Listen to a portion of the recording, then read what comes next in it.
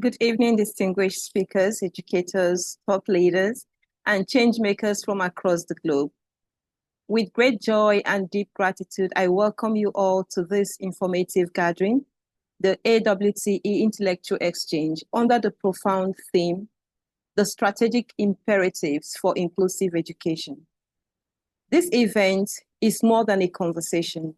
It is a movement rooted in the shared commitment to reimagining education systems that are not only functional, but fair, equitable, and accessible to all, regardless of gender, location, ability, and socioeconomic status. Today, we are joined by 17 brilliant speakers from 9 countries, each bringing a wealth of experience, cultural perspectives, and practical insights into what it means to educate inclusively in today's complex world. The question we pose today is not new, but it remains urgent. Are we truly educating everyone or just a few? Our theme challenges us to dig deeper, to move beyond rhetoric into real strategic actions. It is time to recognize that inclusive education is not a luxury, but a privilege, nor a concession to the marginalized. It is a non-negotiable necessity in achieving the SDG 4, which is quality education for all. Let this be a space of honesty, innovation, and collaboration. Let us spark truth, share practice, challenge assumptions, and together design the next step forward.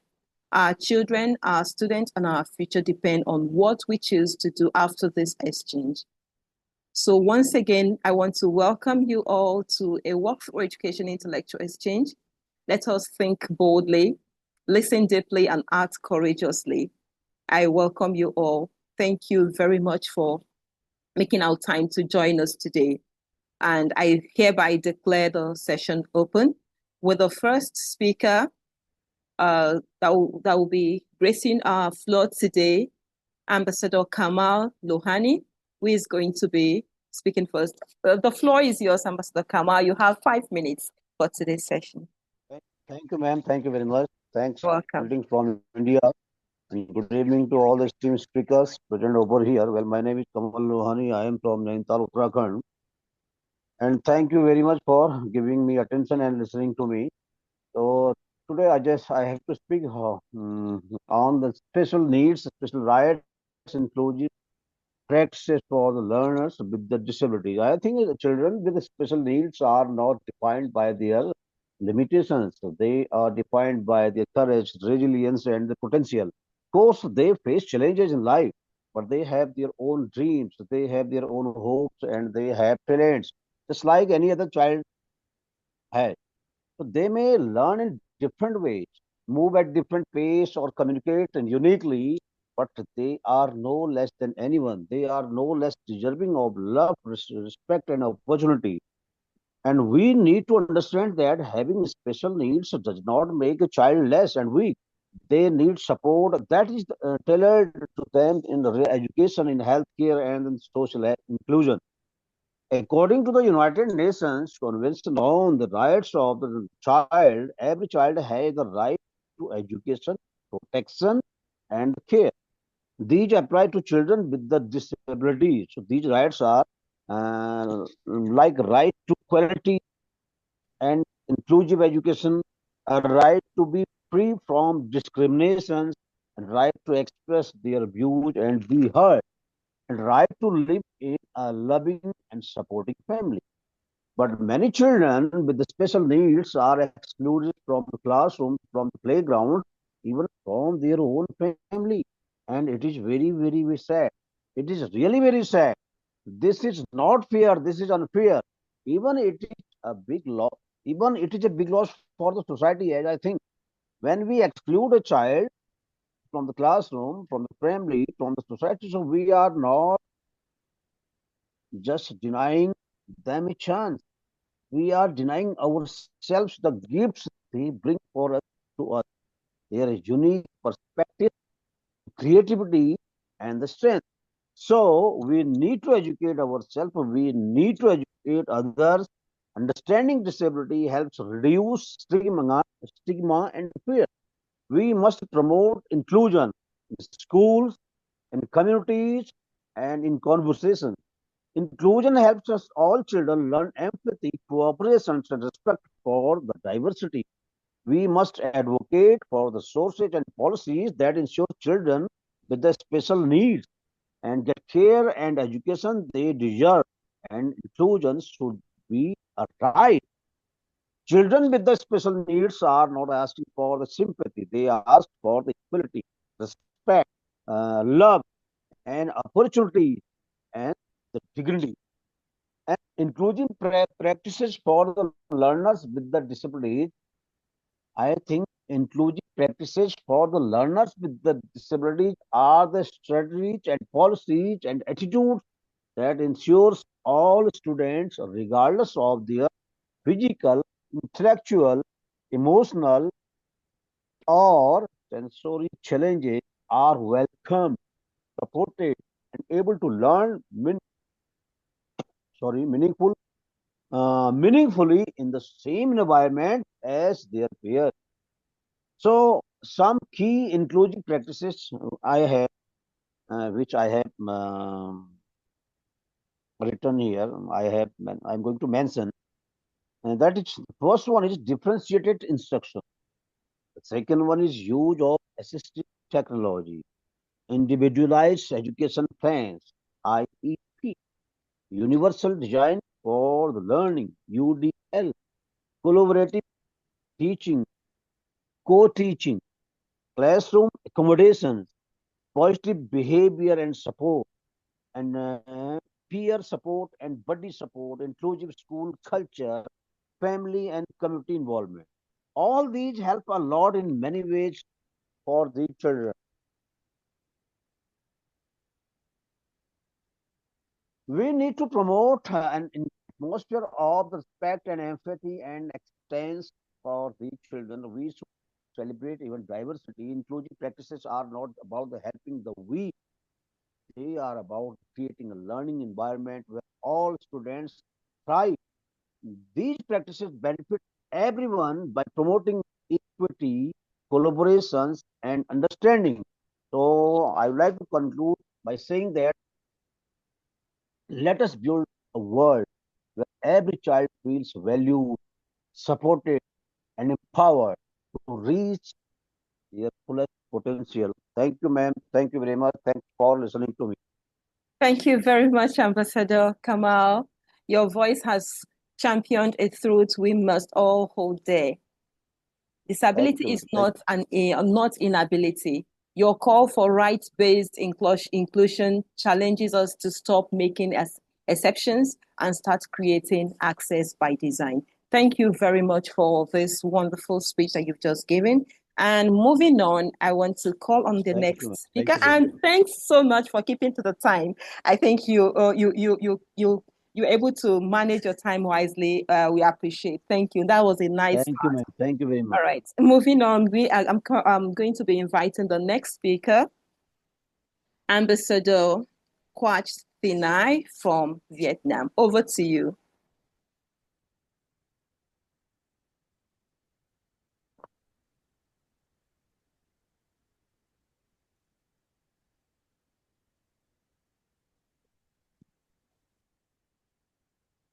You're muted. Okay. Hello, everyone. Hello. Greeting from Vietnam, and good morning, good afternoon, good evening from Vietnam. Okay, so I'm warmly greeting from Vietnam to Europe today. Uh, and it's a true honor to start to be here today. This global stage of minds and had to speak on topics that touch every classroom, corners of education, and just even chill language matter, overcoming like a teach barrier in diverse classrooms. Uh, we often think language as a tool a way to pass on information, to deliver in structure, to judge understanding. But today I want to invite you to see language as something much deeper. Um, so language is not such a tool, it's a identity, it's a culture, belonging to inclusive education. We talk a lot about access and equity, but must to not forget. Language is a gateway. If we try, cannot express, cannot act, and cannot understand. So uh, we often think language true, and not that true is it intent, is culture, is belonging, inclusive education. We talk a lot about accent and quiz. We must not forget language is a gateway a child cannot express and cannot act and cannot understand, not because they are not intelligent, but because the language is foreign. So no matter how rich our curriculums is simply one rhythm. And let me share a story from my own classrooms. I once taught a young girl named Ling. She had recently moved to our area from remote regions, where a different dialect was spoken. On her first day, she sat quietly watching her classmates speak with as she laughing and answering questions. When I asked her gently why she didn't speak, she whispered, "I understand, but I don't know how to say it." That movement stay with me because it's that silent and has the sound of the system, the hadn't a dapper, a scroll that hadn't listener, and that whisper I had a call for change. So what can we do as educator, a little and humans being to overcome negative barrier in our classroom? And as the first, we the first way is the trend, the way we view language diversity. We must stop seeing it as a challenge and begin embracing it. Access multilingual students are not behind. They are gifted with different rich perspectives, with a cultural story that can enrich our classrooms, and if only we let them speak. Let us encourage call switching. Let us all allow the use the mother talks and scaffolding. Let us create a space for translation, peace, sport, and even visual communication. Seeing awareness. They are powerful prize. Second, we must equip teacher to often teachers are expected to handle legitimate diversity without training or support inclusive education is not message and conceptual and category and repository educators resources adaptive assessments and importantly and requires empathy. Every teacher should know how to listen beyond language, to recognize potential even when it's broken sentences or hesitant words. I let us engage families and community when a child home language is valued in the classroom, their individuality affirms. When parents can communicate with teacher in a language they understand, trust is built. This connected strengthens not only learning but also belonging. But let me be honest, real change doesn't come just from good intentions. It must come from policies. The priority inclusion not as an first role, but a foundation from school leader who celebrate diversity not just on portal, but it teacher wiring, classroom design, and classroom practice. And so inclusive education is not short. It is a therapist, and it's vehicle language. And I near the end my time today. I leave you with on beliefs that I hope very close. Thank you so much for all my set today. Thank you. Thank you very much. And I appreciate your presentation. You're able to use your time wisely. You've just reminded us that language is not just a medium, it is an identity, culture, and power. Overcoming linguistic barriers is not just about translation, but transformation. Thank you for this vital perspective. Thank you very much. And moving on, I'm going to be welcoming our next speaker. Our next speaker for today, Dr. Leoncio M. Calderon II. Over to you, sir. Hello, good evening, Dr. Gloria, Hi, and good the evening. rest of the world, for fellow educators, especially my countryman, Dr. Robert Chavez. Good evening, everyone, and thank you for the opportunity to speak today. You're My welcome. topic, policy into practice, implementing inclusive education at all levels. Sounds straightforward at first, but we all know it's not as simple as it sounds. While it's easy to print a policy, quote the Department of Education memo, or post about inclusion on social media, the real work happens inside our classrooms, our staff meetings, and our daily decisions. Today, I'll share how we do this at my school, St. Mark Integrated School in Quezon City, Philippines, where I serve as vice principal.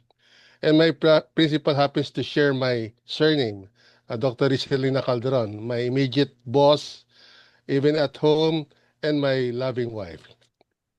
At St. Mark Integrated School, we begin with the core belief each child is capable, competent, and unique. That's not just a statement to repeat during orientation, it guides how we design our programs, how we teach, and how we relate to our students and their families. From the start, our school made an intentional choice to be flexible. We don't believe in forcing every student into one mold. Instead, we offer various learning options online, face to face, modular, and homeschool setups. These options aren't about convenience, they're about access. They allow us to reach learners with different needs, backgrounds, and learning styles, including students with medical concerns, working families, single parents, children abroad, and those with special needs. But inclusive education isn't about only what we offer. It's about how we teach. At Smiths, we train our teachers to be facilitators of learning, not gatekeepers. They don't simply deliver content. They reflect daily on how to meet each learner where they are. Teachers ask themselves, how can I teach this concept to a student who learns best through movement?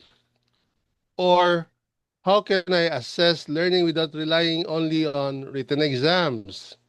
That's why we implement periodical performance tasks, PPTs, that allow students to show their learning in different ways depending on what works best for them. We also offer academic consultations and real-time feedback to students, especially those under our flexible and homeschool programs. What completes this system is not just the curriculum, but the culture.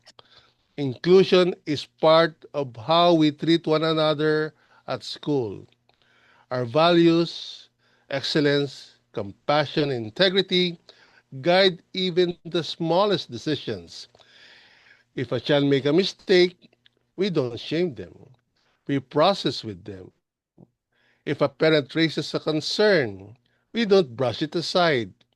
We involve them in finding solutions.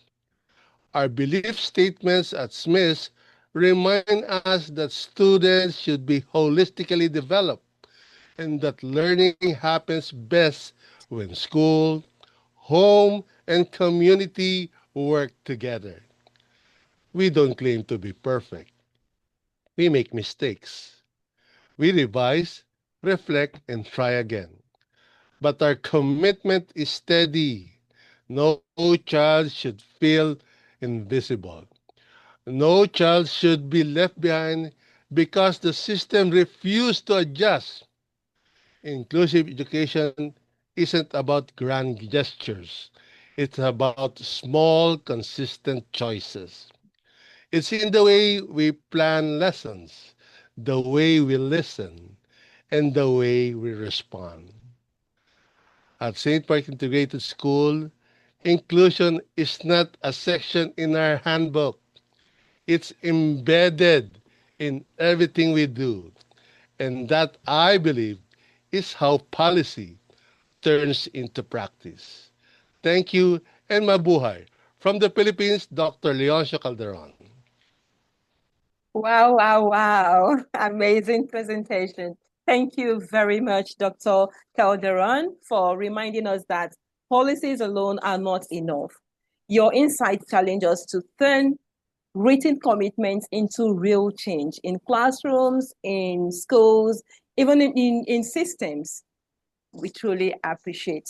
Truly, inclusion must be lived, not just legislated. Thank you very much. We appreciate and hope to see you again. And moving on, I'm going to be calling on the next speaker for today, Dr. Roberto G.D. Chavez. Over to you, sir. Good evening. Do I hear audible? Yes, yes, yes, we can hear you. Okay, I just prepared the presentations because there's something wrong with my camera here. So I just share my screen for my presentations a bit.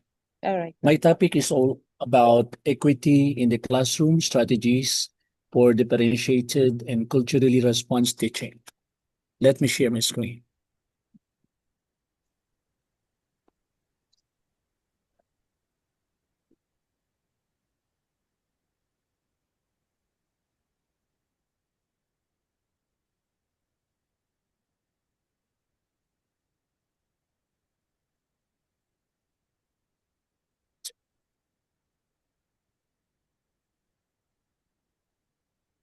Screen go.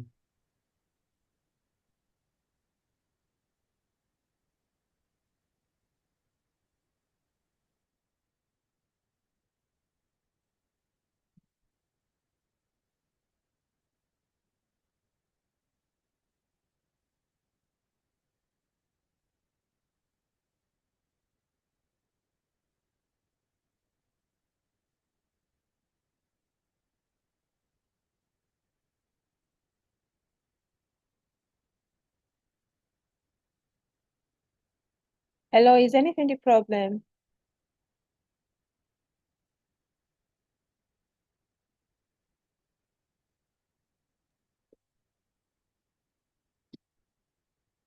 Not audible and visible. Hello.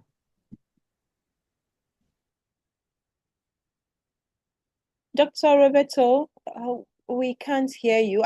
You are muted, and your screen, we can't see your presentation.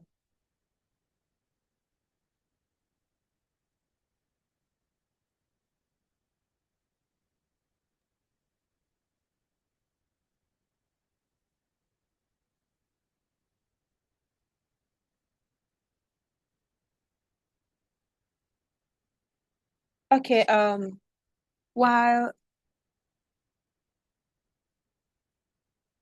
hello, Mr. Roberto. Dr. Roberto, can you hear me?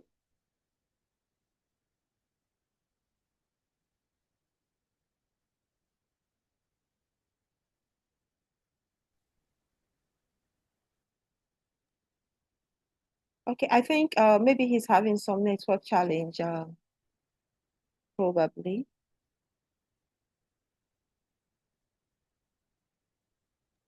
Ma'am, just call another speakers for me to Oh, prepare mine. Thank you. okay, please, could There's you something wrong with my stop presentation. sharing so that I can call the next Okay. speaker. Thank you. Okay, so we're going to be moving on to the next speaker. I'm going to be calling on Professor Laila Taik from Morocco. Professor Laila, the floor is yours.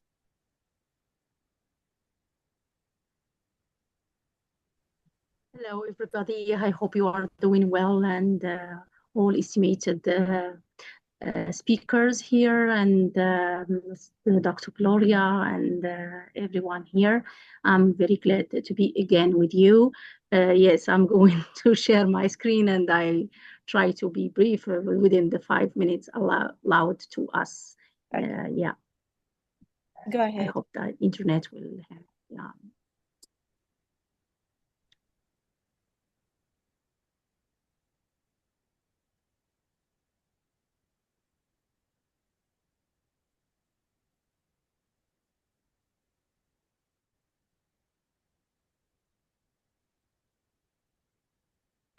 Okay.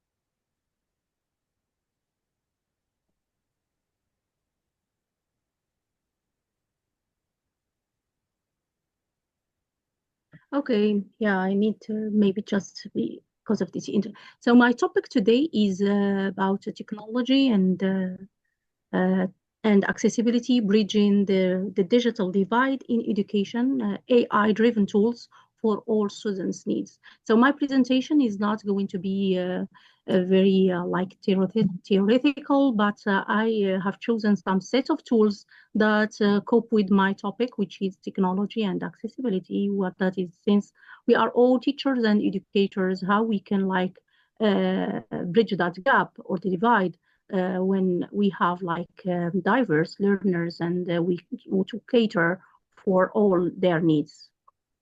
I'll try to present again. Read an issue. I don't know. Yeah. So yeah. So as I said here, we are in the amazing intellectual exchange, walk through education, and this topic is like it's in today's rapidly evolving educational landscape. Technology plays a virtual role in creating inclusive learning environments that meets the diverse needs of all students. Accessibility tools and digital innovations have the power to bridge the gap for learners with disabilities, language barriers, or limited resources, ensuring equitable access to education by integrating built-in features such as dictation, immersive reader, live captioning, and emotional check-ins. Educators can empower every learner to succeed, participate actively, and reach their full potential. Technology, when used intentionally, becomes not just a support, but a bridge to equity and opportunity for learners, for diverse learners. Yes. So here, what I'm choosing here, a very a precious tool, which is immersive reader.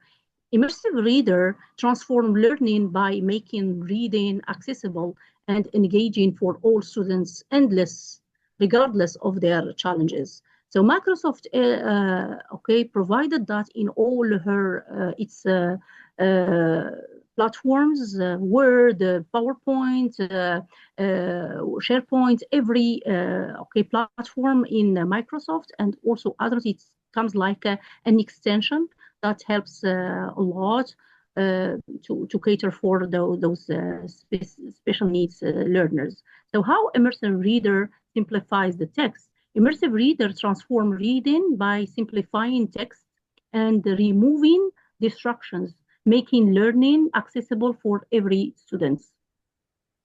With features like instant translation and customizable fonts, it supports neurodiverse students and language learners, fostering an inclusive learning environment.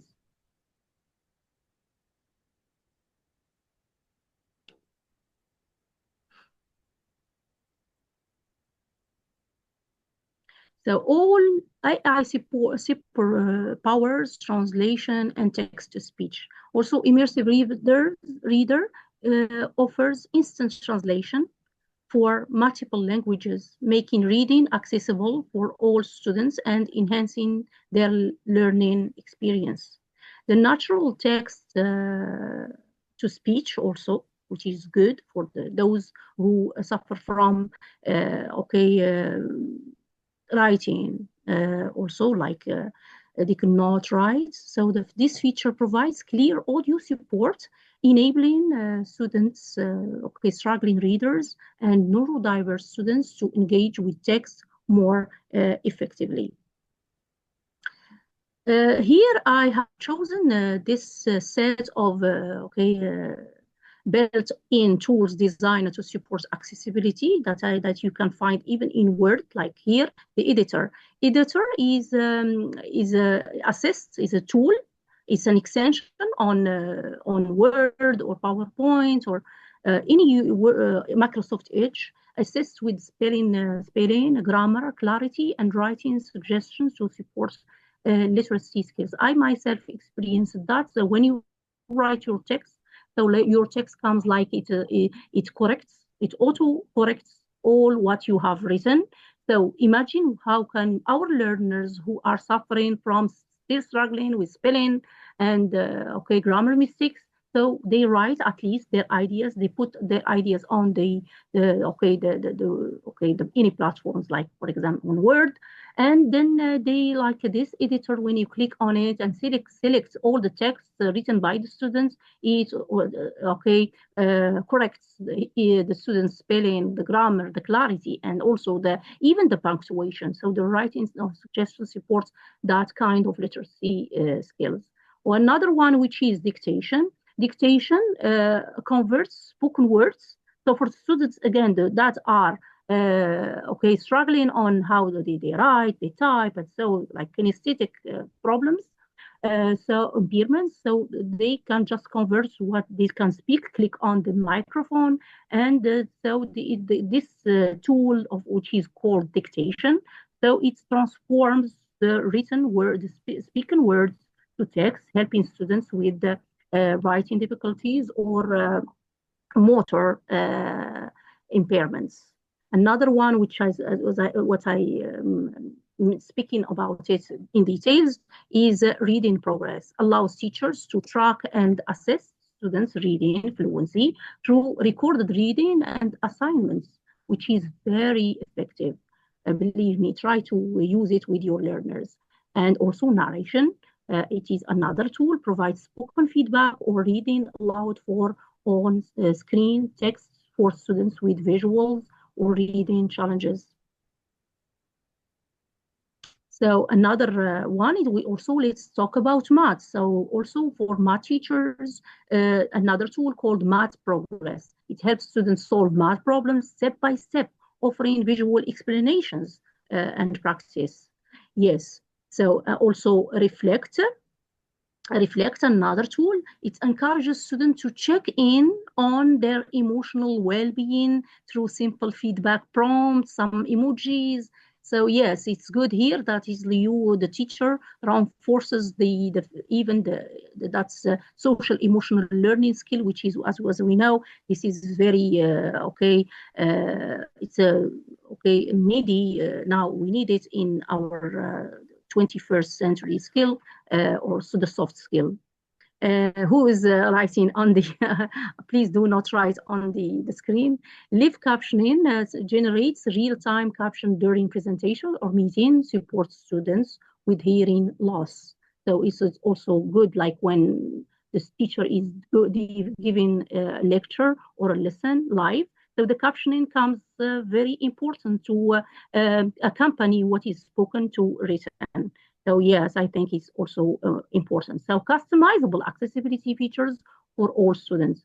Immersive Reader here offers dyslexia-friendly fonts and adjustable spacing to enhance readability for neurodiverse learners with features like word highlighting. Yes, it highlights the words in the text, and read aloud option. It supports struggling readers in focusing on the content. This AI-powered tool adapts to individual needs, making learning more accessible and effective for every student. So Immersive Reader simplifies text and remove distraction, providing smart support. Like what smart supports? Another thing I didn't mention here, but I can just say it here, is a tool called Picture Dictionary. For example, the students like just put the cursor on the text given by the teacher, and when they don't understand the word like just they click or highlights or the word, then it comes in a form of a picture that or an image, an illustration that explains that without even again reading or checking it up in a dictionary and so on. So yeah, this is just some parts. So also customizable text. So those tools are very important. And if you want to know more about them, like where can we take them, just contact me here. Of course, thank you very much. And I hope that I work just on the level of the time allowed for me. Thank you very much. Thank you very much, Professor Laila. Thank you. In a digital age, technology must not widen the gap, it must close it. So you've shown us that accessible tech, when used with intention, can unlock education for all, not just the privileged few. Thank you very much for this amazing presentation. And I am going to be moving on. We appreciate you. Thank you. I'm going to be moving on to the next speaker, Ambassador Neelam Saxena. Ambassador Neelam, are you ready? Yes, ma'am, I'm ready. Okay. All right, so your time starts. Good evening, everyone present here. Thank you very much, ma'am, to giving me this opportunity. I was waiting actually, and every week we wait for this meeting. My topic is gender inclusive education from policy frameworks to everyday practice. A gender inclusive education policy framework aims to create a learning environment that is equitable and welcoming for all students, regardless of their gender or gender identity. This involves challenging traditional gender stereotypes, promoting equal opportunities, and fostering a culture of respect and understanding. To translate this framework into everyday practice, schools and educators need to actively implement strategies that address gender bias promoting inclusively and ensure all students feel safe, supported, and empowered atmosphere. But the question arises how inclusive education translates into everyday framework. So many strategies may be there, in which first of all, I want to say it is the curriculum and teaching policy practices. Curriculum means it may be challenging and gender stereotypes. Many stereotypes are here, so it may be challenging.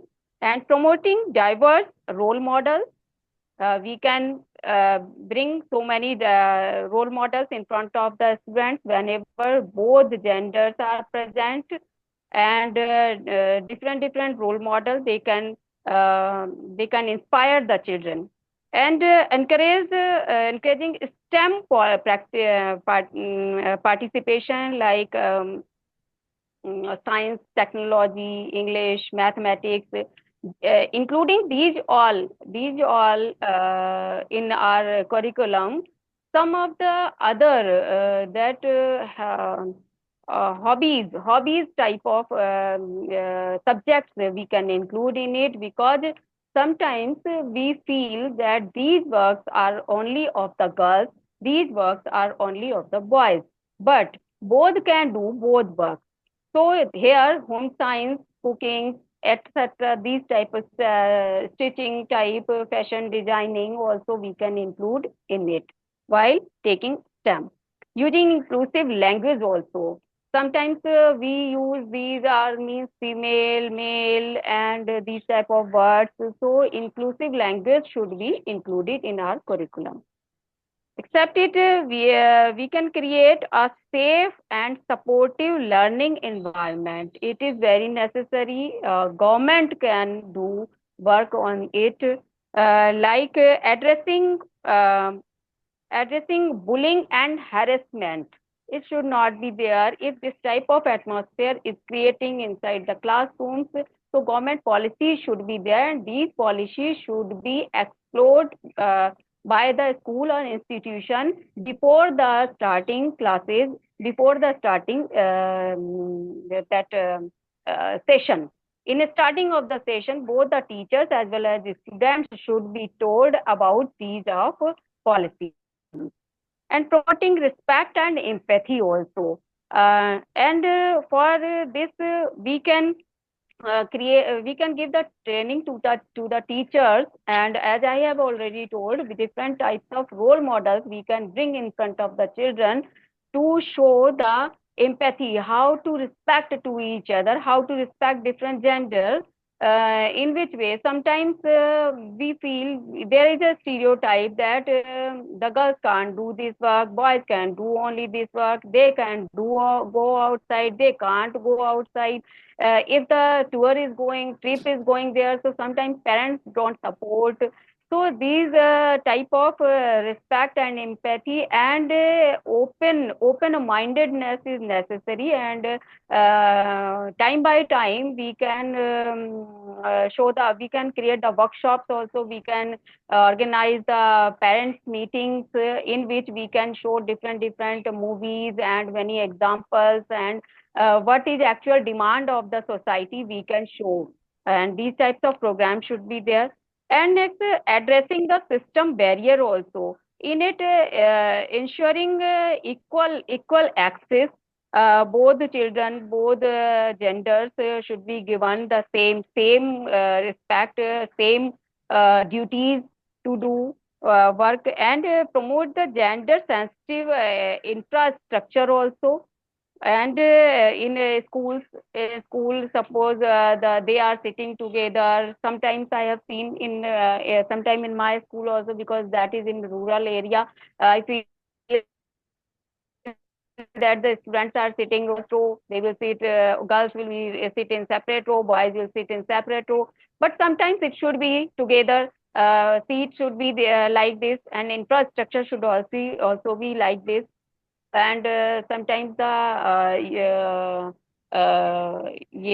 different utilities should also be in that area, by which no doubt we should be uh, safe and supportive atmosphere we should create. But if the nearby these are there, you means other utilities are there, so where the different gender, how they are going, how they are coming, how they are behaving to each other, this type of atmosphere should be created in school and classroom also, because sometimes the classrooms are very big, halls are there, nearby hall, both types of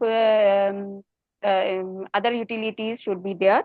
And personalized learning also be there, in which all students involvement may be there. Sometimes we can call the parents, we can organize many programs in which the involvement of the parents, involvement of the communities we are providing. And adopting gender transformative pedagogy should be there. by which we can address.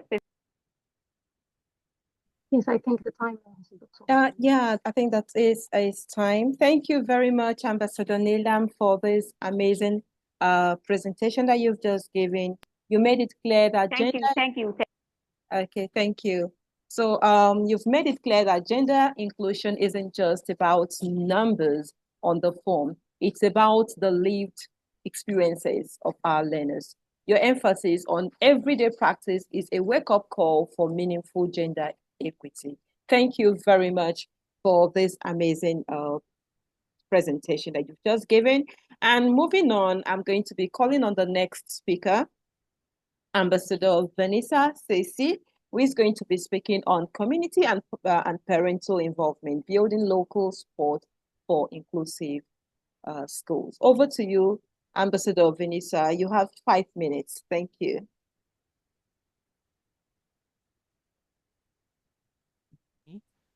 Hello, everyone. It's been a while. Thank you, Dr. Gloria, as well as my fellow colleagues and experts in education. All right. In Africa, there is an African proverb that says it's a community that educates a child. In other words, it's not just the school four-wall setting that brings out the best in a child or makes the child who they are supposed to be. It's a collaborative effort between parents, the community, the authorities, and the school. When we come to the concept of inclusive schools, it's something that we cannot remove the parents from because, number one, the parents have first hand involvement in their child. They are the ones that would recognize their child's unique needs and should be involved in any policy that the school or the government wants to put in place.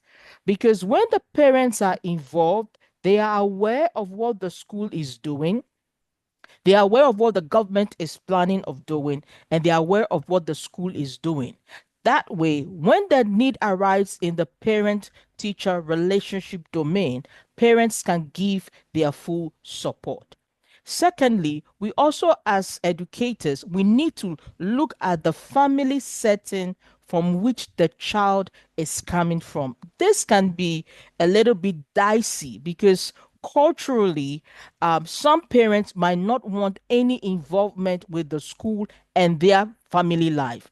But the school has to create a relationship between the parents, the community, and the school to understand that whatever policy, whatever strategy, whatever um, anything they want to do that will not affect, that involves the students or their children is for their well-being. There's also the need to call on parents to give their children emotional support.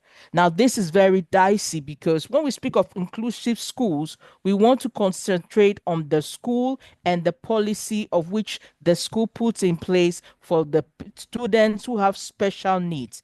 I believe inclusiveness is not about special needs. Inclusiveness is about including everyone in the practice, in the policy, in every engagement in the school. So when we speak of community, yes, we have to look for a strategy to go outside the cultural, religious situations where you find yourself in the community, culture and religion take a forefront, and you cannot bring about any inclusive system because the culture is ingrained in the religious practice. That is where the school faces a challenge in creating the support it will need. Notwithstanding, when there is a relationship between the parent and the community, the authority, and the school, we would have an all inclusive system. Thank you, Dr. Gloria, once again for the opportunity. Hope to see you again next time. Thank you very much. You're able to beat the time. Thank you. Thank you very much. So, Ambassador Vanessa, oh, you've just reminded us that no school can succeed in isolation. So, inclusive education must be a shared mission, one that reaches beyond the classroom walls and into the hearts of our communities. Thank you very much for this amazing speech. Thank you. And moving on, I'm going to be calling on the next speaker, Ambassador Dr. Hema Keturia, who is going to be speaking on mental health and psychosocial support, creating safe spaces for all learners. Over to you, Dr. Hema. Thank you, ma'am. Thank you. Creating a safe space for learners, psychosocial support to foster on an environment where students feel secure, respected, and able to their academically and emotionally.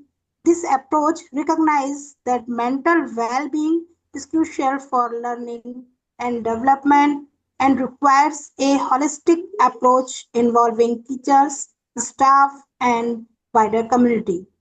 Promoting mental health awareness, educating students, teachers, and staff about mental health, reducing stigma, and encouraging open conversations. Providing access to support, ensuring access to mental health services, including counseling, therapy, and peer support groups with the school or through referrals and external resources. Building social and emotional skills, implementing social emotional learning SEL programs we equip students with skills like self-awareness, empathy, and conflict resolution, fostering positive relationship, encouraging positive relationship between student and teachers, promoting peer support and creating a sense of belonging, creating a welcoming environment, designing classroom and school space that include respectful and convinced and learning for all students regardless of their background or abilities. Training educators, equipping teachers and staff with the knowledge and skills to recognize and respond to students' mental health needs, creating a supportive and responsive learning environment. Integrating SEL into curriculum, incorporating activities that promote emotional regulation, self-awareness, and social skills into daily lessons, establishing clear reporting and referrals pathway, placing producer in place for students to report concern and assess support services when needed, promoting positive disciplines practices, implementing studies that focus on teaching and guiding students rather than punishment, creating opportunity for student voice and leaderships, involving student in decision making process and providing platforms for them to express their needs and concerns, encouraging open communication, fostering a culture where students feel comfortable talking to teachers and counselors and trusted adults and their challenges. Providing resources for self-care, offering guidance, can helping coping mechanism, stress management, and seeking support when needed. At last, by implementing these strategies, schools can create safe space where all learners feel valued, supported, and empowered to reach their full potential. Thank you, ma'am. Thank you very much, Dr. Hema Arora, Hema Keturia. I'm so used to Arora. Thank you very much. Your presentation powerfully affirmed that learning cannot happen where learners do not feel safe. Thank you for bringing to light the silent struggles many face and the systems of care we must urgently build. Thank you very much. And I want to call on our next speaker, Dr. Roberto Chavez from Philippines. Over to you, sir. Good evening. I'm just sharing the screen. Okay.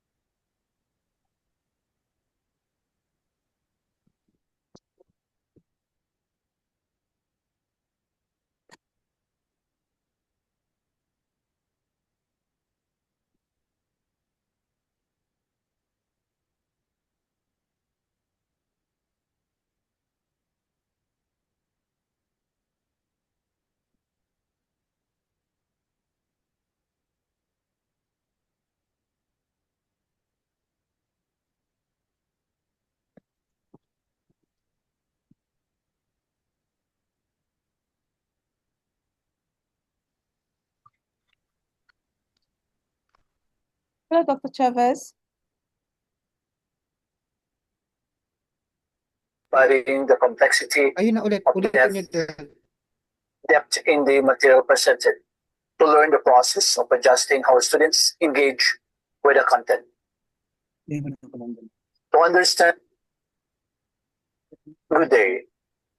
In my topic, classroom equity strategies, differentiated culturally responsive teaching, let's take a look on the session objectives. To learn the content, varying the complexity of depth in the material presented, to learn the process of adjusting how students engage with the content. Understand offering multiple ways of students to demonstrate their understanding. To know the culturally responsive teaching, test backgrounds and experience of students in the learning process. Introductions. Differentiated and culturally responsive teaching are not mutually inclusive. Rather, they are interwoven approach to create equitable learning environment. Effective strategies incorporate both to meet the diverse needs of the learners. To differentiate effectively, teachers must consider the following: contents, process, and products. On the contents, it is about varying complexity and depth of the material presented. For the process, adjusting students engage with the content that some students might benefit in the collaborative learning, while others might prepare independent works. As a mentor, we provide options for project-based learning, inquiry-based learning, and hands-on activities to cater diverse learning styles. Let's take a look at the product. Product offering multiple ways of students to demonstrate their understanding.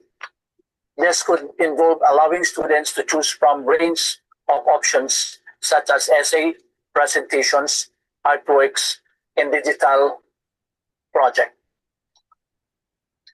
Let's take a look at the fairness in the classroom.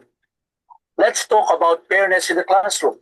Making every student has a real chance to succeed isn't just about the rules. It's about understanding and how the students learn differently, in making sure everyone feels seen and valued. This means thinking how about what we can teach and how we assess the learning. Looking at the differentiate learners and different needs. Kids aren't all the same. Some are visual learners, some are hands-on, some are prepared to quiet study, and truly equitable classrooms offers choices. Think about it. You'd rather take a test or create a presentations, giving students options, respect their unique learning styles. Seeing every students Fairness isn't just about giving everyone of the same thing. It's about giving everyone what they need to succeed, and they need paying attention to its students' strengths and challenges. Maybe the student needs an extra support, while other needs more challenging work. Isn't about learning experience, it's about the individual. Culture that counts, our background shape and see the world, a truly equitable, celebrate the diverse through its students. In making a culturally responsive teaching, it is a building relationship, culturally relevant pedagogy,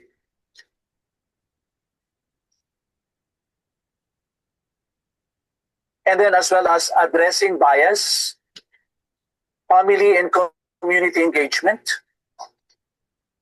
And then we have, for the conclusions, we need to have the checking of creating an equitable classroom is a journey, not a destinations.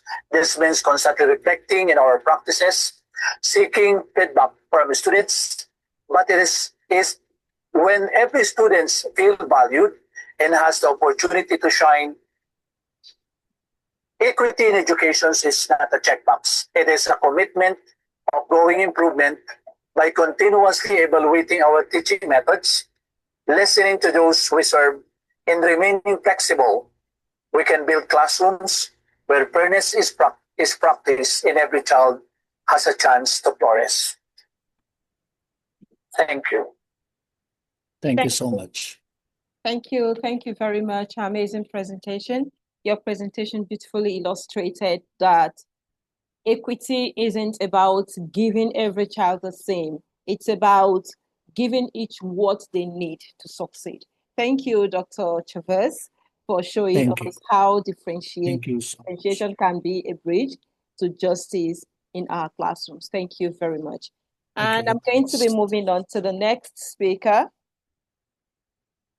Ambassador Anuradha Gupta. Over to you. Thank you, Dr. Gloria, and good evening to everyone, distinguished guests on the platform from 11 countries. That is really, we are moving in a very forward manner. That is really very much a good thing. Anyway, I'm Anuradha Gupta, and today my topic for presentation is the monitoring what matters, inclusive indicators and data for equity-driven reform. So basically, I'm going to break this sentence into the two parts. Monitoring what matters, what we have to monitor.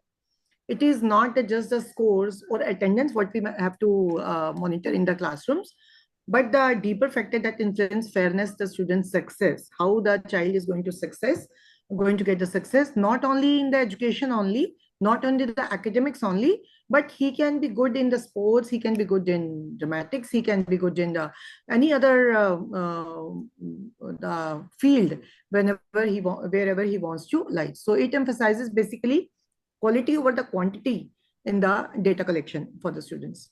So, and the next this line is going to include is what the inclusive indicators and data.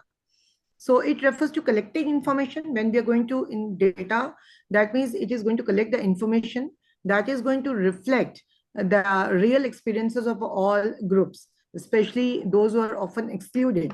Now we are having a different type of students in my class, which are coming from the different backgrounds.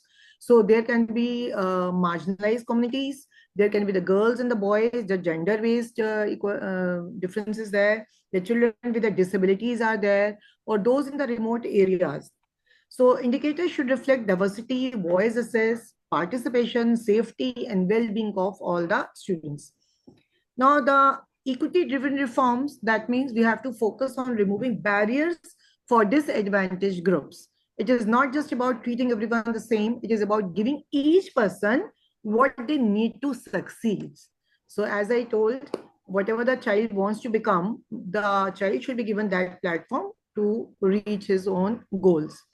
Now, in the simple words, that means we must collect and analyze the kind of data that truly reflects everyone's needs and experiences, especially the underserved, and use the data to guide the improvements. So we are going to collect the data wherever we require the improvement, we are going to use it. Now, simply the key indicators for the inclusive education, the assess and participation, we have to see the percent of children enrolled from the marginalized or disadvantaged groups, students' attendance rate across different groups, especially if we talk about India in the rural area, the girl child is not allowed to attend the school after the 10 to 12 years of age. So this is something difference.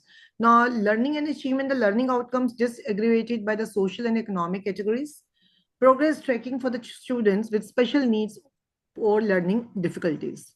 So teachers' use of the inclusive pedagogies like the peer learning, the group work, or the visual aids. Now, student well-being and inclusion, that means incidents of bullying or discrimination, students' sense of belonging and the safety in schools, access to mental health support or counseling services, opportunities for student voice and leadership from all backgrounds. Especially there's a POSCO Act is being introduced by the court right now, where the students are going to be treated for bullying or child abuse. That is going to be very serious act which is going to be taken care of nowadays. Now, family and the community, that plays a very important role here. The parental involvement in a school decision from the diverse communities, outreach efforts to engage in unrepresented families, language support for non-dominant linguistic groups. That is also very important. Now, the examples of the inclusive indicators are student well-being in the mental health scores, representation of the diverse teachers and leaders, equitable access to digital tools and safe learning spaces, participation in the extracurricular across all students group. That is something very important, where the bond between the students are going to become very strong. Now the technology and the AI is going to help a lot. It can help disaggregate and visualize data in the real time, identify inequities early, and guide targeted interventions, but only if they are used ethically and inclusively. So ultimately, in the end, I want to say that it is about a better justice. Monitoring what matters is not just about the better data, it is just about the better justice. So by embracing inclusive indicators, we shift from reform for communities to reform with the communities. This is the foundation of an education system that doesn't just serve the few, but uplifts all. That is from my side.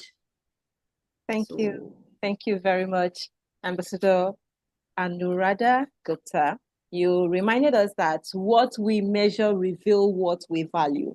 Thank you for advocating for data that not only counts learners, but ensures every learner counts. Thank you very much. Thank you. And we are going to be moving on to the next speaker, Ambassador Tafal Dungana from Nepal. Over to you, sir. Hello, ma'am. Good evening, everyone. Good evening. It is a tremendous honor and privilege for me to be part of this powerful intellectual gathering, a walk through education under the profound theme, the strategic imperatives for inclusive education. I would like to express my deepest gratitude to the host, Dr. Gloria ma'am, and the organizing team for bringing together such a diverse and inspiring panel of global educators and change makers. I also extend my heartfelt respect to my fellow speakers. Each one of you is a beacon of light in the world of education.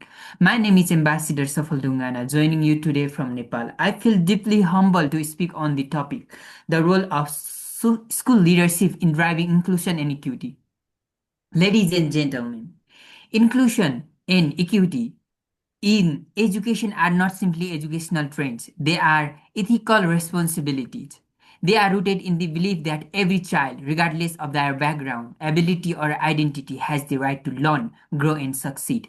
But the question we must ask is who holds the key to turning this vision into a lived reality inside classroom, school, and communities? The answer is clear: school leadership. School leaders, principals, head teachers, coordinators, they are not just managers of policies, they are navigators of change, guardians of values, and architects of school culture. Their role is critical in shaping environments where diversity is celebrated, equity is championed, and no learner is left behind. 1. Inclusive leadership begins with a vision.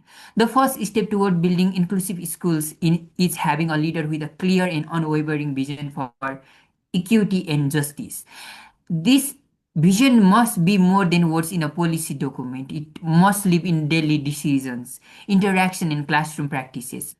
Inclusive leaders see the unseen, they listen to the unheard, and they believe in the potential of every child, even what that child has been marginalized by system or circumstances. Two, creating a safe and supportive school culture. An inclusive social culture is one where every student feels safe, valued, and respected. This does not happen by accident, it is intentionally built. Leaders must work to eliminate discrimination, bullying, and exclusion from school spaces. They must foster empathy, kindness, and cultural awareness among both students and staff.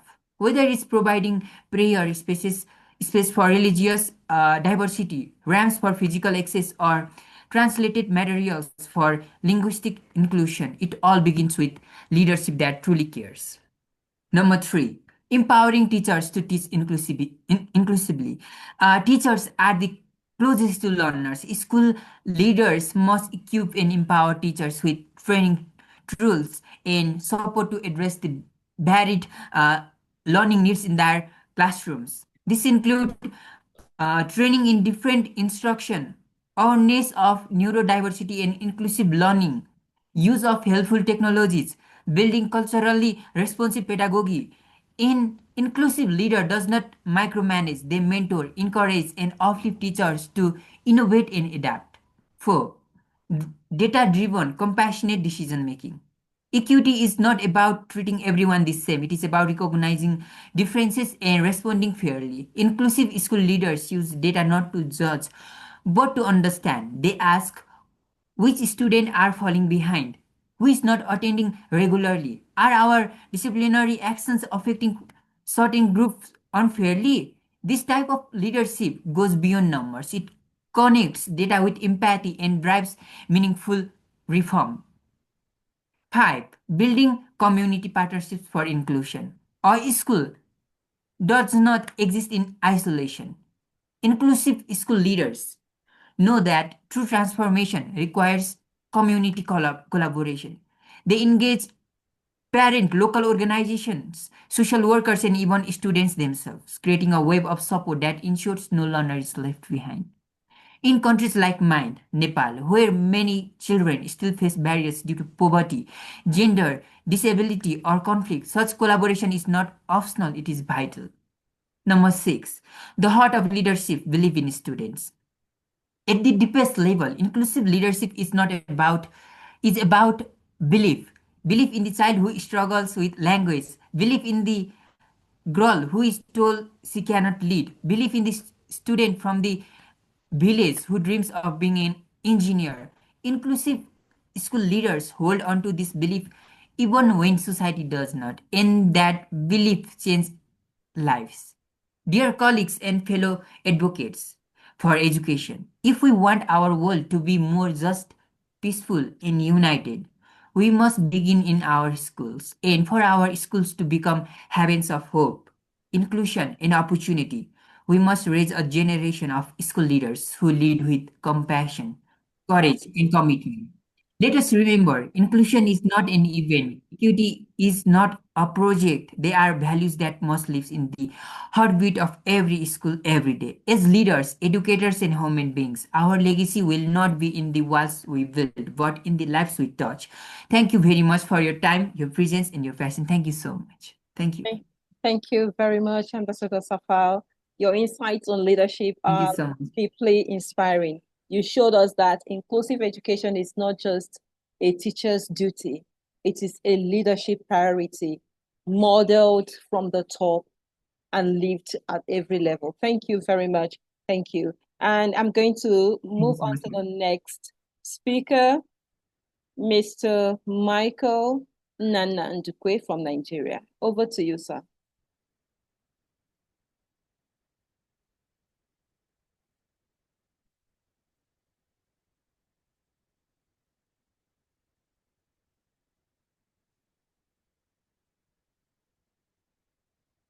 Okay, thank you very much, Dr. Gloria. Thank you very much, my fellow panelists. Thank you very much, everyone that's listening today.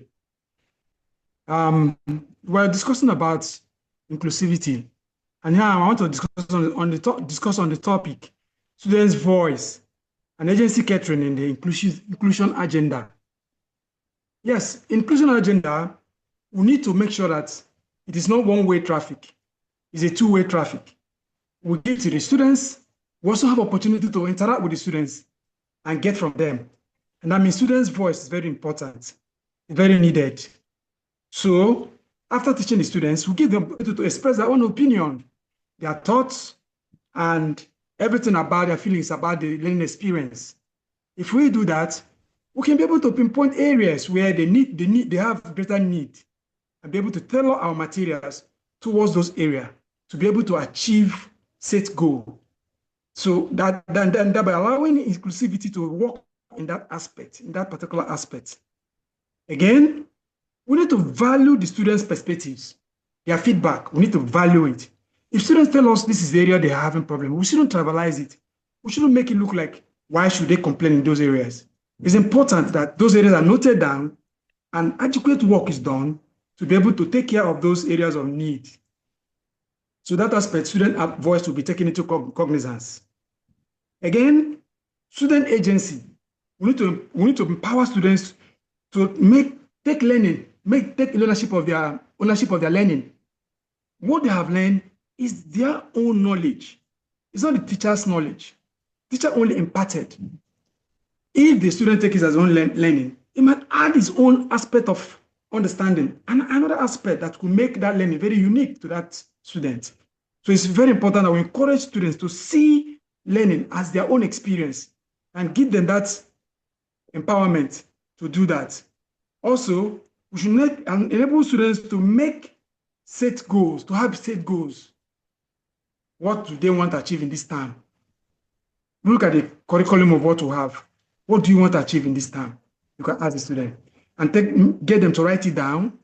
So they write all that they want to achieve for the term. Periodically call them. Have you been able to gain anything from what you want to achieve? From what we're learning, you saw the school curriculum, have you been able to learn anything? The student will tell you. That interaction, that interchange is giving room for that student to have his own aspect of inclusion being included in the learning process, because the students feel that the teachers are reaching out to them. So it's very important to enable students to have their own set goal, make choices, and have deep autonomy. It's very, very important for them to do that. And also, catering. We should also think about educators creating learning environments that welcome and support diverse students. We have different types of students, the difficult ones, the slow learners, the fast learners, and those who are even ahead before the teacher will teach. We make enabling environment for them. We don't just carry those ones that are fast learners along and then allow those who are slow learners to drop behind. That will not be inclusive. That will not be carrying everybody along. So inclusivity engenders carrying everybody along by creating an enabling environment that will make learning more pleasurable. And also, we should let the teaching aspect also be student-based. What we're teaching is not just what the curriculum have produced, but how is it impacting on the students? If there's need at some certain point, the teacher might make a little adjustment to be able to tailor it to the need of the student he or she is having at that particular moment. That is looking at the curriculum, but tailoring it to the need of the students who are before him at that particular time. So it is very important for us to do that. Prioritizing students' needs, interests, and voices. You know, if you tailor it in that aspect, you are prioritizing the need of the students. So promoting students' voice, agency education, and all that will foster and engender motivation and also enhance students' autonomy and feedback. So I'm very grateful to have opportunity to discuss this. I believe that if we create more inclusive and responsive learning environment, it will go a long way to gender inclusivity and help students to build their learning base and help to promote inclusivity in all students' learning environment. Thank you very much for this opportunity. I appreciate so much. Thank you. Thank you very much, Mr. Michael, for this amazing presentation that you've just given. This presentation has reminded us of a fundamental truth. Inclusion is not truly inclusive until students themselves are heard, seen, and empowered. When we place learners at the center, we don't just teach for them, we co-create education with them. Thank you very much for powerfully affirming that students' voice is not a decoration. It is a driving force in the inclusion agenda. Thank you very much, Mr. Michael. We appreciate. And moving on, I'm going to be calling on thank you. And moving on, we're going to be calling on the next speaker, Ambassador Dayani from Sri Lanka. Over to you, ma'am.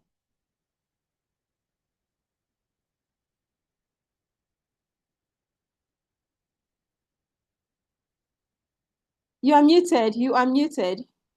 Please unmute yourself, ma'am. Thank you. Thank you, ma'am. Okay, you have 5 minutes. Good Please go evening. ahead. Okay, right. Good evening to all of you across different time zones. I'm truly honored to be the part of this AWTE International Exchange, and I thank organizers, Madam Dr. Gloria and Ma'am Rania, for bringing us together under the vital theme, the strategic imperatives for inclusive education. And also, you have given me this topic today that is to talk about global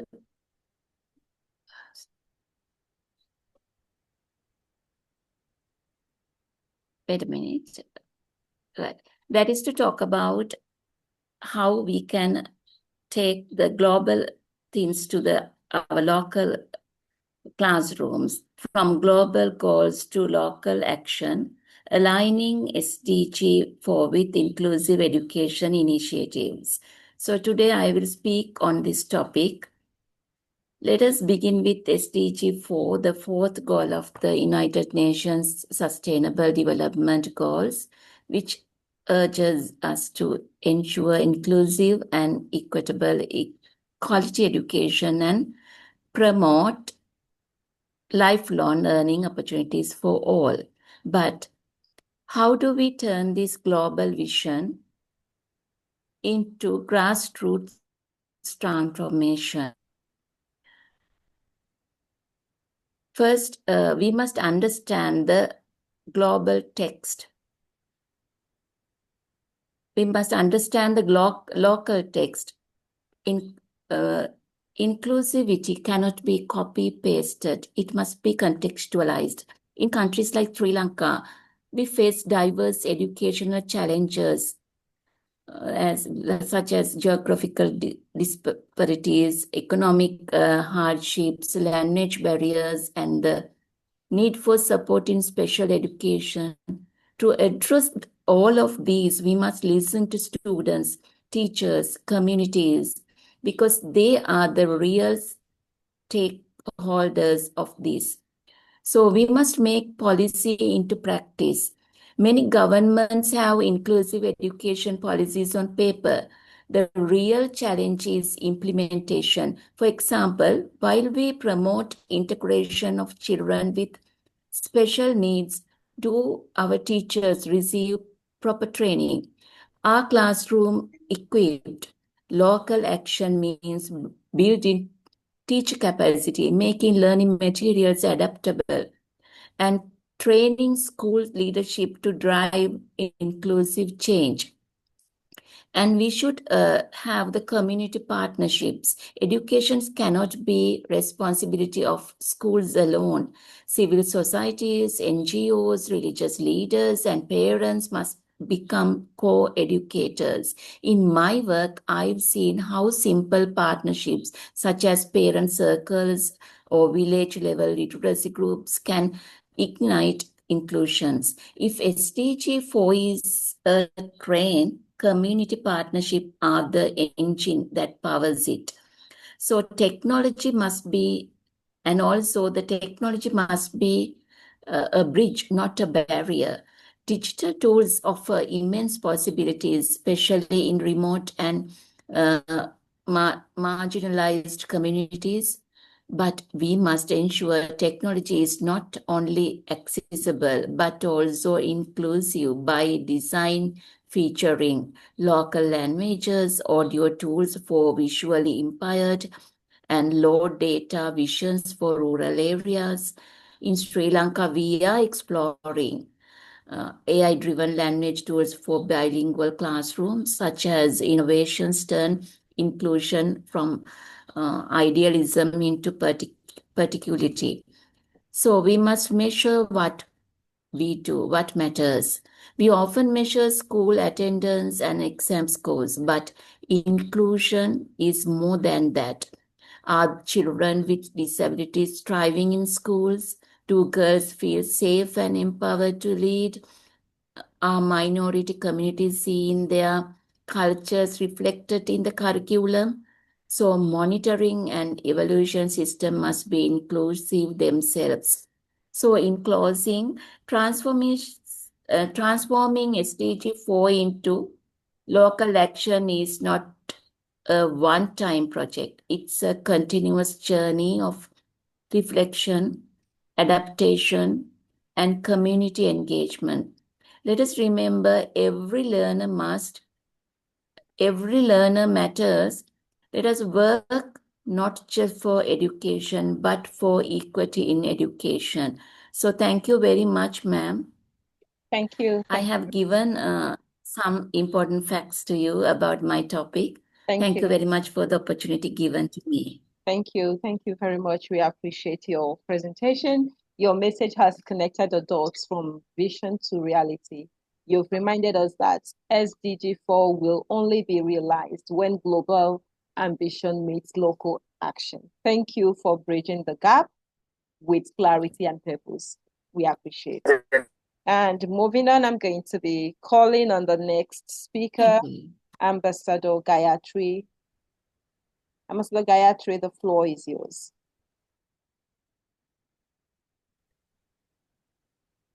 Thank you so much, ma'am. Good evening, Rania ma'am, and all of you. My topic, breaking socio-economic barriers, education as a tool for social justice. Good day. Distinguished guests, educators, and change makers. It is great honor to speak on a topic that resonates deeply with our collective vision, breaking socio-economic barriers through education. Socio-economic inequality is not just about the gap between the rich and the poor. It is about access, opportunity, and dignity. In many parts of the world, a child's future is determined not by their dreams but by their postcode. In postcode, the income of their parents, of the language they speak at home. But education quality, inclusive, and equitable education holds the power to rewrite that story. Education is not just a path of employment, it is a powerful tool for empowerment. It builds critical thinking, opens mind to possibilities, and nurtures the agency to challenge injustice. When we educate a child from a underserved community, we don't just change on life, we dispute a cycle of poverty. We build resilience and we plant seeds of social transformation. However, we must ask ourselves, is the education we offer truly inclusive? Does it reflect diverse voices? And does it cater to different learning needs? Does it prepare our learners to comfort and correct social inequalities. To break these barriers, we must go beyond classroom. We need to reimagine schools as safe havens where every child, regardless of background, feels seen, valued, and equipped to thrive. In closing, let us remember education is not charity, it is justice, and justice in education is justice in society. Let us rise to that call not just as a educator but as a advocates for every child's right to learn, live, and lead with dignity. Thank you so much, ma'am, for giving me this opportunity. Thank you, Ambassador Gayatri. You were able to beat the time. We appreciate you. Thank you for reminding us that inclusive education is a powerful lever for breaking cycles of poverty and inclusion. So your words have reignited our belief in education as the most powerful tool for change in the world. Thank you very much. And I'm going to move on to the next speaker, Ambassador Nahid Raza. Over to you, sir. Ambassador Nahid. Thank you very much. Yes. Yes, ma'am. Yes, go ahead. It's your turn. Should I start? Yes. Your timer has already Great. started. My sincere gratitude, profound gratitude to our CEO, founder, and very workaholic, Gloria ma'am, Rania ma'am, Gandhi ma'am, right, and Mishra ma'am just concluded, Laila ma'am from Morocco, and Sasi ma'am is always active, right? Michael sir, I see first time, and I don't know where is Rania ma'am, always very active, and Kamal sir, I went to area of Kamal sir today, I went to Nainital. From Jolikot, I went to Nainital. I was in the peripheral area of Kamal Loni, sir. And I didn't want to disturb. And my respected friend Shailesh Prajapati, sir, and all respected speakers sitting in this gallery. And today, topic given to me is very outstanding and very close to my heart. Inclusive curriculum, is inclusive education. When we are talking about inclusivity, first of all, we should see our own biases. We never have discrimination in our brains. And if any, we should go removing it to our school. All children are equal. All children are unique. All children are different. All children are to be loved. And yes, above all children ought to be respected and listened to. And I generally say we need to listen to our children twice. We should speak once and we should listen to our children twice. This is what is not happening today, and I'm not happy with that situation. So, what is inclusive education? Inclusive education takes place when all students, regardless of their background, ability, and identity, have equitable access, right? And equitable access means in the classes and they speak and they engage.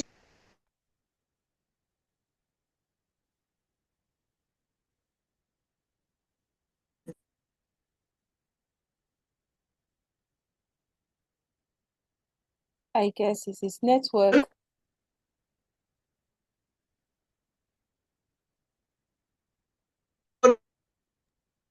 No voice.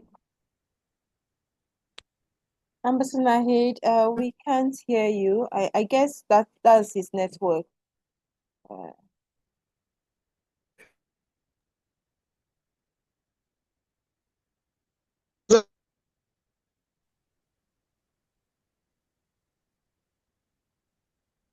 Nice, sir. Please close your video, then you speak.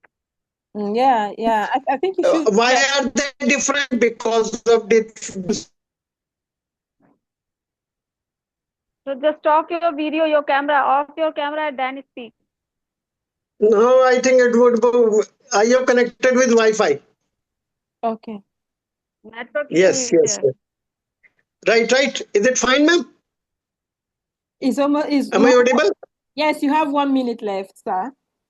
Oh, so sorry. So accessibility. So education ought to be made accessible to all children, right? And yes, flexibility of teaching and assessment. We need not to be very rigid. If we are rigid, children are rigid, how will they learn? So flexibility is very much required. If we want that children should be flexible, first we should be flexible. Our transaction should be flexible. And yes, education should be child-centered. If child-centered education is there, children will definitely be learning, engaging, and above all, achieving. And when they achieve, our objective is accomplished, right? And it enhances, inclusivity enhances retention, engagement, and above all, I stated achievement. So my sincere gratitude to you all again for listening to me so attentively. Thank you very much. Wow. This is amazing. He was able to beat the time, notwithstanding the challenges. Thank you very much. Ambassador Nahid, your message is a call to every curriculum planner. If learners cannot see themselves in what they are taught, how can they ever believe they belong? Thank you for emphasizing curriculum as a powerful tool for inclusion. Thank you very much. Thank you. We appreciate you. And up next is our very own Vice Chairperson in person of Dr. Rania Lam. The floor is yours. Oh, greetings from Athens. Sorry for the delay. I had another session which delayed a lot, but I'm very happy to see all the Work for Education family here, very active, very passionate to speak and share their experiences, their feelings, their insights. I'm very happy to see that this family is growing every day under the great leadership of Dr. Gloria, and we are grateful to her. So, the topic you gave me has to do with how we can empower teachers as inclusion champions. And this means that this could be a strategic approach to embed inclusive practices system-wide. Why empower teachers? Because teachers are those the frontline implementers of educational policies. They are the role models who shape classroom culture. They're primary facilitators of differentiated learning. And yet we know that many teachers feel now ill-equipped, they're not well-equipped to address diverse learning needs, especially those with disabilities, language barriers, or trauma histories. You know that statistics say, statistics from UNESCO, recent statistics, that over 60% of teachers report that they need more training on inclusive education, over 60% worldwide. And in many systems, inclusive practices remain reactive rather than proactive. So what would be the core components of empowerment? First, training. And training, empowerment begins with capacity building, initial teacher training. This must be embedded in pre-service programs. Something which is not happening, for example, in Greece, my country. In-service training, continuous professional development should include inclusive curriculum design, classroom management for diverse learners, assessment and accommodations, social emotional learning for all. So training tools, because we need access to practical, ready-to-use tools, and this helps bridge theory and practice. So that could be digital learning platforms with accessibility features, visual aids, or multilingual services, lesson plan templates aligned with universal design for learning, behavior tracking apps, or individualized education plan software, and support because even trained and even experienced teachers need sustained backing and support. So that could be through peer mentoring, learning from colleagues' experiences, through instructional coaching that could include on the job modeling and feedback, institutional support, so leadership endorsement or reduced workload, or family and community partnerships for a holistic approach. On the other hand, barriers and challenges, of course, exist because we talk about, despite best intentions, of course, there are still systemic constraints like rigid curricula, like some pressure, underfunding, attitudinal barriers because there are bias still or low expectations of certain student groups, and policy practice gaps because inclusion goals are not reflected in classroom realities. Let's not forget also that all these teachers usually who are involved in inclusive education, they're suffering from burnout. So there is a burnout risk because without adequate support, inclusion efforts can increase workload and stress, especially for general teachers. So when teachers are truly empowered, then student engagement achievement improves, classroom climate becomes more accepting, more empathetic, more collaborative, and whole school transformation happens as inclusive mindset spread beyond individual classrooms. Some examples we can mention, for example, in Finland, there is a lot of use of assistive technology. So teachers are actually equipped with speech-to-text software for students with dyslexia. There are digital learning platforms with adjustable reading levels. There are flexible sitting plans and sensory tools for students with autism. There is a co-teaching model for here in Greece. We have a general education teacher and special education teacher. In USA, it's the same, also what we would call co-teaching model. The whole school model, which is the Index for Inclusion in the UK. And peer learning examples. There are learning circles in India. In India, there are teachers across this platform. They try to join teaching communities and to access this way inclusion-focused models in order to share best practices, etc.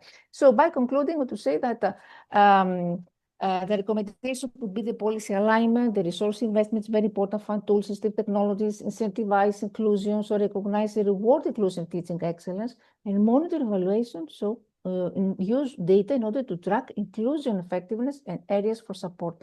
Empowering teachers as inclusion champions is not a one-time initiative, of course, but a long-term commitment because it requires a system thinking approach, holistic approach that combines professional growth, resource access, and institutional cultural change. When all these things are done effectively, then we can create classrooms and societies that value and nurture diversity. Thank you very much. I think I stick to the time. I couldn't believe this because I can speak for hours, but I managed. Yes, you have 3 seconds left. Thank you very much. Yes. Your words echo that teachers are the heart of inclusive education, but a heart can only beat strong with support. Thank you for spotlighting the urgent need to equip teachers to lead this movement. Thank you very much. And I hereby declare the speaker session closed. We've concluded the speeches, and now the floor is open for interaction. So if you have any question, you have any suggestion, you have a question for any of the speakers, please feel free to do so. The floor is open. I want to say hi to Dhyani. Dhyani, hello Dhyani. She's from Sri Lanka. Yes. And she came to India actually to participate somewhere. Right now she was there. Dhyani. Hi Dhyani. I think. Yeah. Okay. So the topics given by Dr. Gloria are actually very exclusive. They are something out of the box on which everybody is going to just give a... I think everyone agrees with me. Yeah, we are all learning. So through that we learn. So thank you, everyone. We've really dig deep into the topic, and it's amazing. I've learned a lot, and I believe everyone has. I want to use this opportunity to appreciate our first-time speaker, Dr. Roberto Chavez. We appreciate you. Thank you very much. Thank you so much. Thank you so much. All right. So please, if you have anyone that has a question, please feel free to unmute your mic and ask. Or if you have a contribution, please feel free to do so. Yes, I just want to, yes. Dr. Gloria, I just want to say something. Okay. That are we, just a question, rhetoric question, are we truly building classrooms where every learner feels seen, heard, and empowered to succeed? Is this happening already? Because this question can push the conversation, actually inclusive education beyond compliance, beyond policy, into the realm of experience and impact. And this question places student well-being and growth at the center of educational practice. So do our teaching materials, for example, reflect diverse voice? Who participates? Who is silent? Do we evaluate everyday classroom dynamics? Are we reviewing support systems? Are accommodations truly helping students succeed? So let's think about these questions. And thank you very much. Thank you very much for that amazing question. And it's something that we, excuse me, it's something that we need to think deeply about, because we need to think deeply about that. Thank you very much. Thank you. May I answer this question? I have a question. Okay, Mr. Michael, please hold on. Mr. Nahid wants to respond to Dr. Rania's question. Over to you, Dr. Ambassador Nahid. Generally, what happens, we go to school with objective. And the objective is to make children better learner, better human being. And it is only possible when they succeed in classrooms. So we need to give them autonomy to speak, to air their grievances as well. Right? If children are speaking, they are learning better. Second, every teacher asks himself, herself, if she is justifying her presence in the class. So it is only possible when we give autonomy to our teachers, and we need to give them training once in a week for 30 minutes, 1 hour. When school gets over, we should have interaction with teachers, and we should listen to them again twice. You will see results would be very good. And different teachers come with different perspectives, and we jot down on one green board or one chart, right?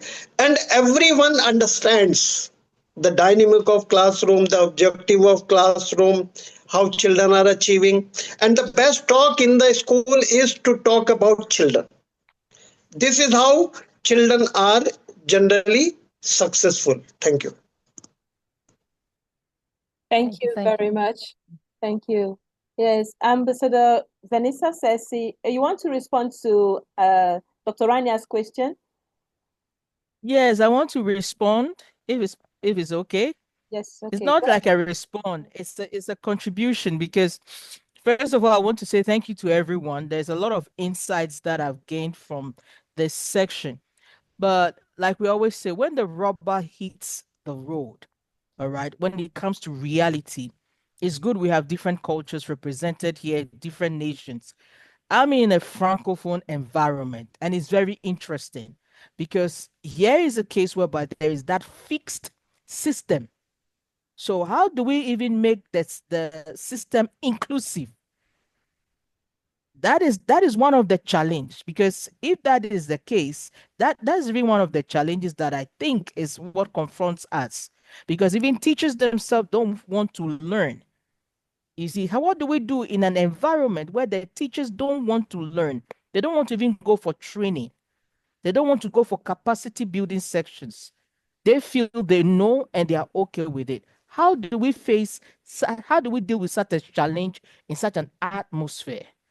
You see, that is one of the challenges. I think all that has been said is good, but that is one of the challenges I think we need to see how to confront. And how do we should look for strategies to confront such challenges, especially in areas where our reality is different from what we see out there. That's what I would like to say. May I answer this question again, ma'am? Okay, please. Yeah. We need to create robust system in the school. Every teacher is a great teacher, provided we have great system in place. If system is there, every teacher becomes a great teacher. So we need to systematize, we need to create mechanism, we need to create processes and procedures in a school. When inspection is there, respect is there. So it largely depends upon the school leader, how or which direction one wants. So things will change, culture will be created, objective will be set, and things will be evaluated. And whatever flaws are there, mistakes are, difficulties are there, we should discuss and we should go towards solving problems. Thank you. We are actually playing with the minds. We are actually playing with the minds, and we have to penetrate into the mind of the child, what they are thinking. And so many children in a day we are dealing with.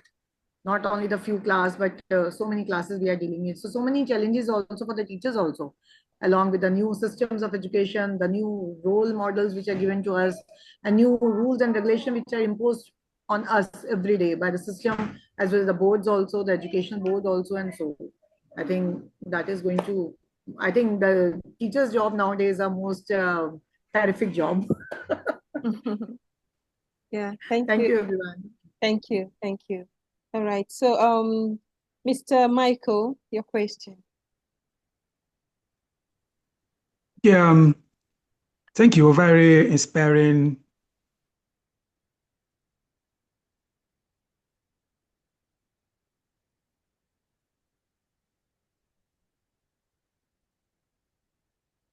I think his network. I think his network.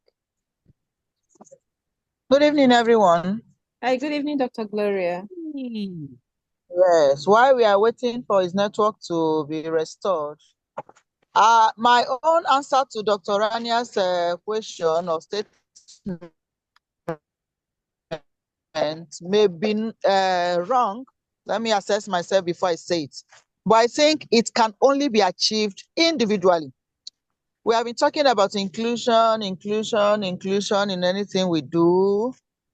A good example is this Teacher of the Year. I don't know the award they normally give to teachers. Every year you hear they mention a particular country or whether it's suburb or anything, and they describe what the teacher has done. I use that as an example to say that they did not cover everyone. Another professor asked another question now, where the teachers are not trained. And I laughed when she was saying it. Even in my own school, in my own environment, they see those spending time on trainings as over-sabi, let me use the Nigerian tag. But if you truly understand why you need it, you don't let people's opinion deter you from getting what you need. I've learned a lot from a walkthrough education platform. I've done enough trainings from British Council platform, the PSGN. But like Dr. Rania said, are they truly applied? Something happened in my school. Last week, one of us just resigned, a colleague of mine teaching the same subject like mine, ICT. And I had to stand in her class last week and today. Between last week and today, I've exhausted whatever energy one can give to man. Why? The method she has been using on these children, they just sit, copy notes. The children have bulky notes, but they can't touch the practical. They don't even know where to start from. So when it comes to what we are saying, just like I always say, if I'm opportune to present, we cannot truly achieve it effectively as a whole.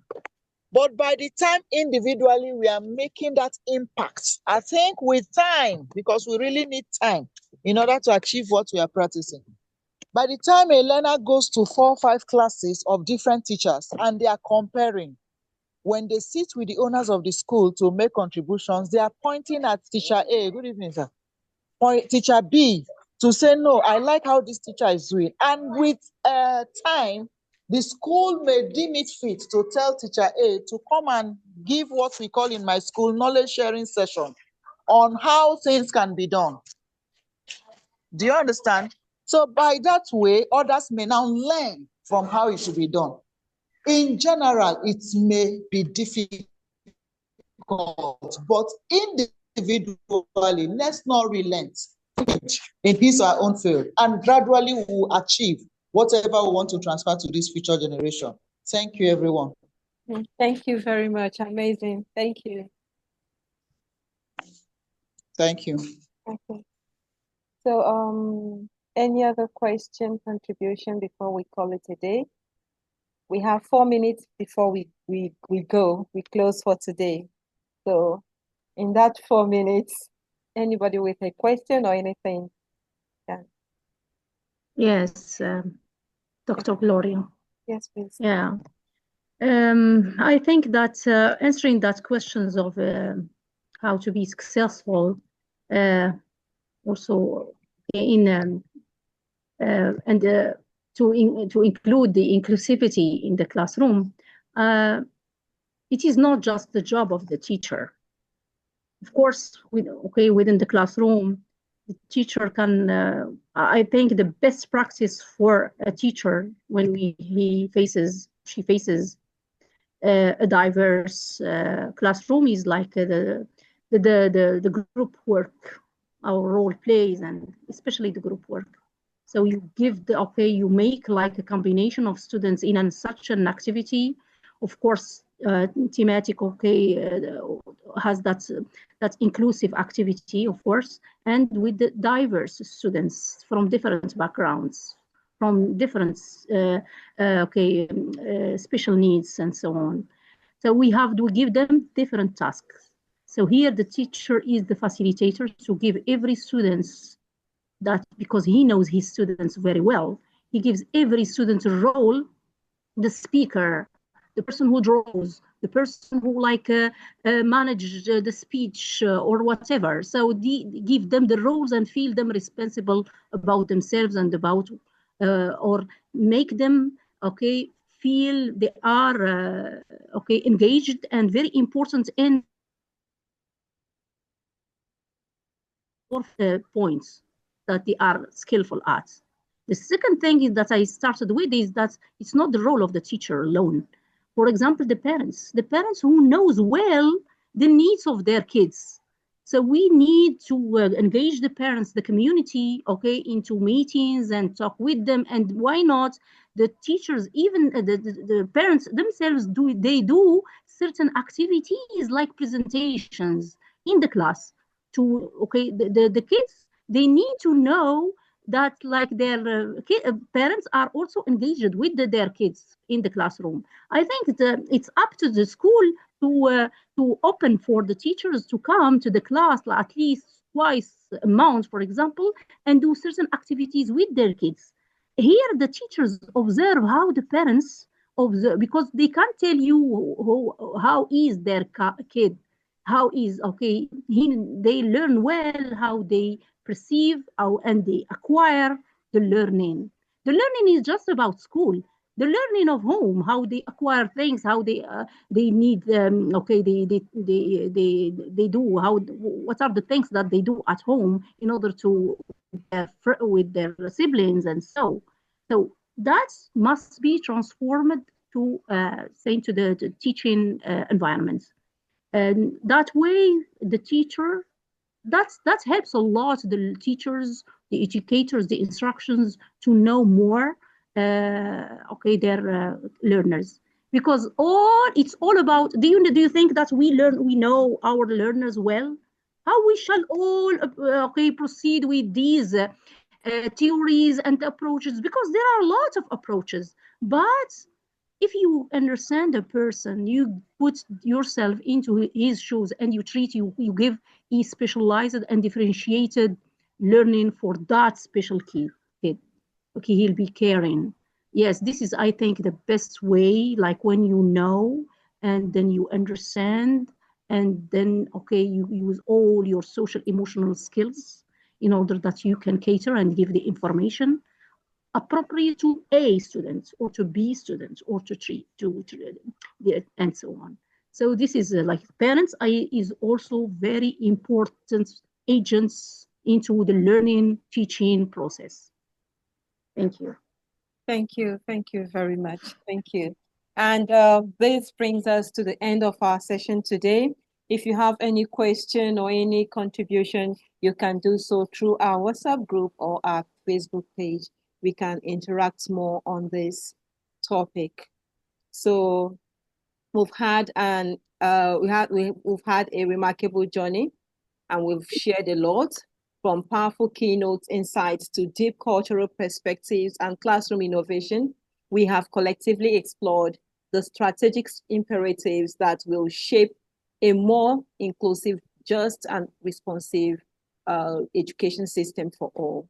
As we close this intellectual exchange today, I invite us all to remember, inclusive education is not a checklist. It is a mindset, a movement, and a moral duty for every teacher. We must now return to our schools, institutions, ministries, and communities with more than ideas. We must return with strategies, partnership, and a courage to reform and transform systems from the inside out. This is just the beginning. A walkthrough education remains committed to providing platforms where such vital dialogue continue and grow into sustainable actions. To all our esteemed speakers, thank you for lending your voices, your vision, and your hearts. To our global audience, thank you for being present and engaged. To my dedicated team, Dr. Rania and the entire team, thank you for your tireless work behind the scenes. Let's go forth, not as individuals, but as global community determined to leave no learner behind. Together we walk through education, together we build the future. Thank you and have a good night rest. Thank you, everyone. And let's have so thank you and congratulations, everyone. We are able to beat the time we had. Yes. Yes, Yeah. 2 hours. And this is just maybe next week on Friday we might have our 1 hour 30 minutes. Who knows? So thank you very much. And please, it is time for our photo shoot. Please turn on your cameras. Let's take our photo shoot before we call it a day.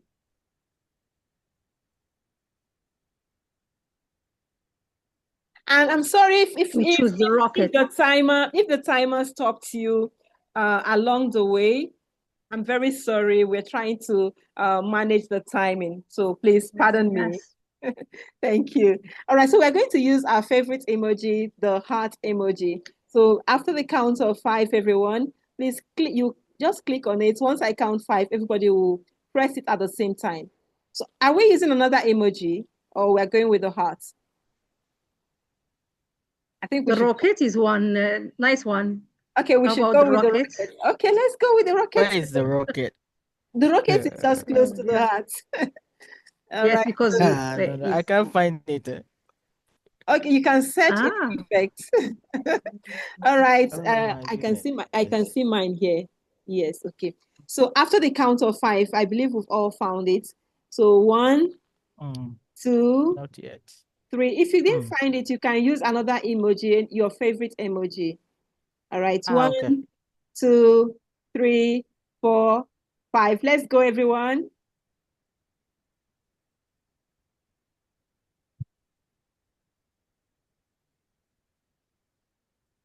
Nice one. Thank you. Thank you.